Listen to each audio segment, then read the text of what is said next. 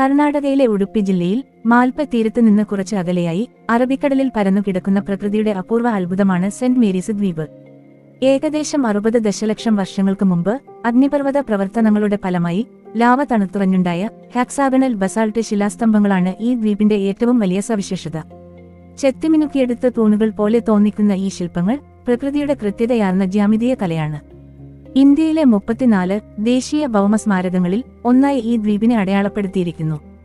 നീലനിറം തിളങ്ങുന്ന കടലും പാറകളിൽ പതിക്കുന്ന തിരമാലകളും ദ്വീപിന് അതുല്യമായ ദൃശ്യസൗന്ദര്യം നൽകുന്നു.